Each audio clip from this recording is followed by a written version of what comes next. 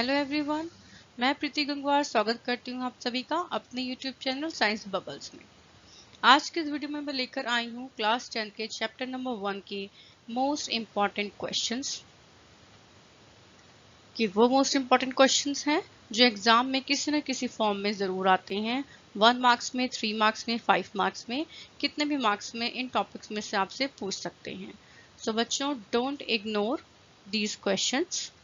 चलिए बढ़ते हैं हम अपनी नेक्स्ट स्लाइड की ओर। चलिए शुरू करते हैं most important questions. Question number 1, why is it important to clean magnesium ribbon before its burning? Magnesium ribbon को जलाने से पहले सही तरीके से साफ करना क्यों जरूरी है? देखिए बच्चों, आपने देखा होगा कोई भी वस्तु अगर वातावरण में पड़ी रहती है तो वो वातावरण के साथ में कोई ना कोई अभिक्रिया, कोई ना कोई रिएक्शन जरूर करती है। ऐसे मैग्नीशियम भी वातावरण में, अपने एटमॉस्फेयर में जो भी गैसेस प्रेजेंट होती हैं, जैसे ऑक्सीजन है, कोई भी है, कार्बन डाइऑक्साइड है, इन सब के साथ में अभिक्रिया करती हैं और अपने ऊपर एक रसायन की एक परत जमा देती है। इसे आप बिल्कुल ऐसे मान लीजिए जैसे कि कोई लोहे का सामान आप खुले में छोड़ देते हैं और कुछ टाइम के बाद उसके ऊपर एक जंग की परत चढ़ जाती है। ऐसे ही मैग्नीशियम रिबन के ऊपर भी एक जंग की परत चढ़ जाती है। तो इस जंग की परत को साफ करना बहुत ज़रूरी होता है। अगर हम नहीं करेंगे तो हमारा मैग्नीशियम रिबन ठीक से नहीं जलेगा, आग नहीं पकड़ेगा। तो आपको इसके उत्तर में यही लिख कर आना है। ये एक्टिविटी बहुत इंपॉर्टेंट है बच्चों, इसलिए मैंने इस एक्टिविटी को ढंग से इस वीडियो के लास्ट में भी समझाया है। इस वीडियो के लास्ट तक जाइएगा और इस एक्टिविटी के बारे में डिटेल में समझिएगा। चलिए देख लेते हैं हमारा next question. Question number 2, what is the difference between skeletal chemical reactions and balanced chemical reactions? कंकाल रासायनिक अभिक्रिया व संतुलित अभिक्रिया में क्या अंतर है? देखिए बच्चों, आपको बैलेंसिंग सिखाई थी मैंने, केमिकल इक्वेशंस को बैलेंस करना, रासायनिक समीकरणों को संतुलित करना आपको सिखाया था मैंने। उसमें क्या होता है, पहले आपको एक रिएक्शन देते हैं, एक अभिक्रिया देते हैं और आपसे कहा जाता है कि इसे संतुलित कीजिए, इसे बैलेंस कीजिए। तो जो रिएक्शन आपको दी जाती है जो संतुलित नहीं होती, यानी कि वो असंतुलित अभिक्रिया जो आपको दी जाती है वही होती है कंकाल रासायनिक अभिक्रिया। और संतुलित अभिक्रिया क्या होती है? संतुलित अभिक्रिया वो होती है जिसे हम बाद में संतुलित करके परमाणु के उसमें संख्या को संतुलित करके हम एक नई अभिक्रिया बनाते हैं। उस अभिक्रिया को संतुलित तरीके से लिखते हैं, इसे कहते हैं संतुलित रासायनिक अभिक्रिया। Question number 3, balance the following reactions. निम्नलिखित अभिक्रिया को संतुलित कीजिए। इससे जुड़े हुए बहुत क्वेश्चन एग्जाम में आते हैं। आपको कोई भी अभिक्रिया दे दी जाएगी, कोई भी रिएक्शन दे दी जाएगी और आपसे कहा जाएगा कि इसे बैलेंस कीजिए, संतुलित कीजिए। एग्जाम्पल के लिए मैंने ले लिया है Mg+O2। अगर इनको आपस में रिएक्ट करवाएंगे मैग्नीशियम और ऑक्सीजन को तो हमें क्या मिलेगा? मैग्नीशियम ऑक्साइड मिलेगा। दूसरा है, मैंने एग्जाम्पल आपको दिया है फेरस प्लस H2O, यानी कि आयरन प्लस वाटर, और ये मिलकर क्या बनाएंगे? Ferric oxide. ये दोनों ही इक्वेशंस जो मैंने आपको दी हुई हैं बच्चों, ये भी असंतुलित हैं, ये आपको संतुलित करनी है। संतुलित करना मैंने अपनी अलग से वीडियो में सिखा रखा है, तो आप मेरी पुरानी वीडियोस में जाइएगा और देखिएगा कि मैंने रिएक्शंस को बैलेंस करना कैसे सिखाया है। उसी स्टेप के थ्रू आप इन्हें भी प्रैक्टिस कीजिए।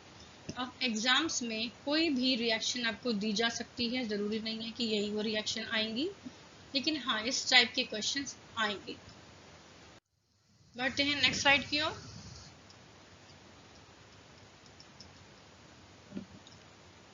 Question number 4, what are the different types of various chemical reactions? रासायनिक अभिक्रियाओं के कितने प्रकार हैं? ये भी मैं अपनी वीडियो में समझा चुकी हूँ, इसके ऊपर मैंने अलग से वीडियो बनाई है स्पेशल, आप उस पर जाइएगा, डिटेल में इस क्वेश्चन का आंसर समझिएगा।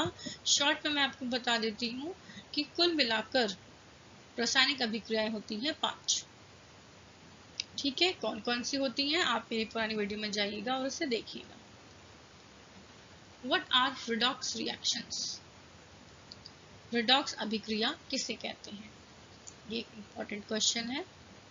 इसमें आपको बस इतना ही लिखना है। देखिए बच्चों, आपको रिडॉक्स से समझ में आ रहा होगा, रेड जो इसमें लिखा है ये लिखा है रिडक्शन के लिए, और ऑक्स जो इसमें लिखा है इसका मतलब है ऑक्सीडेशन। तो रिडक्शन जिसे हिंदी में कहते हैं अपचयन, ऑक्सीडेशन जिसे हिंदी में कहते हैं उपचयन। तो ये वे अभिक्रियाएं होती हैं जिसमें अपचयन और उपचयन एक साथ होते हैं। किसी एक चीज का ऑक्सीडेशन हो रहा होता है तो दूसरी का रिडक्शन हो रहा होता है, तो दोनों ही चीजें एक ही रिएक्शन में, एक ही अभिक्रिया में हो रही होती हैं, तो ऐसी अभिक्रियाओं को बोलते हैं रिडॉक्स अभिक्रियाएं। Question number 6. When the nail is dipped inside the copper solution, why its color turns green after some time? जब किसी लोहे की कील को कॉपर के विलयन में डालते हैं तब कॉपर विलयन का रंग नीले से हरा क्यों हो जाता है? ये क्वेश्चन भी बहुत इम्पोर्टेंट है बच्चों। ये अलग अलग लैंग्वेज में आपको बनाकर ये दे सकते हैं। इस क्वेश्चन को आपसे ये भी पूछ सकते हैं कि अगर किसी लोहे की कील को कॉपर सॉल्यूशन में डुबाया जाए तो कॉपर सॉल्यूशन का रंग कैसा हो जाता है? तो आपको ऐसे में जवाब देना है नीले से हरा हो जाता है, क्योंकि कॉपर का रंग होता है नीला। और याद रखिएगा, कॉपर को इसीलिए नीला थोता भी कहते हैं क्योंकि उसका रंग हमेशा नीला होता है। लोहे की कील डलने के बाद उसमें विक्रियाएं होती हैं और ये विलयन, इसका जो सॉल्यूशन है कॉपर का, ये नीले से हरा बन जाता है। तो दोनों ही जवाब मैंने इसके अंदर दे दिए हैं आपको कि नीले से हरा क्यों हो जाता है, क्योंकि जो लोहा होता है कील का वो कॉपर सॉल्यूशन के साथ में अभिक्रिया करता है और क्या बनाता है, फेरस सल्फेट बना देता है, इसलिए इस विलयन का रंग हरा हो जाता है। अब है question number 7. What is galvanization? निषद लेपन किसे कहते हैं? ये भी एक बहुत ही इंपॉर्टेंट टॉपिक है। निषद लेपन, गैल्वेनाइजेशन। ये देखिए बच्चों, मैंने इसको स्पेशल लिखकर दिखाया हुआ है। Process of plating of zinc over steel and iron surfaces is called galvanisation. इस्पात कहते हैं बच्चों स्टील को, या लोहे के ऊपर जस्ते की परत को चढ़ा दिया जाता है और इसी प्रक्रिया को गैल्वेनाइजेशन यानी कि निषद लेपन कहते हैं। लेकिन सवाल यह उठता है कि इसे क्यों चढ़ाया जाता है, जस्ते की परत को लोहे या स्टील के ऊपर क्यों चढ़ाया जाता है? तो इसलिए चढ़ाया जाता है जिससे कि लोहा और स्टील आगे चल के संक्षारित होने से बच जाए, कोरोजन उसमें ना हो, इस वजह से इस परत को लोहे और स्टील के ऊपर चढ़ाया जाता है। ये एक्टिविटी आप देखेंगे बच्चों, बहुत ही इंपॉर्टेंट है, मैंने आपको बताया था।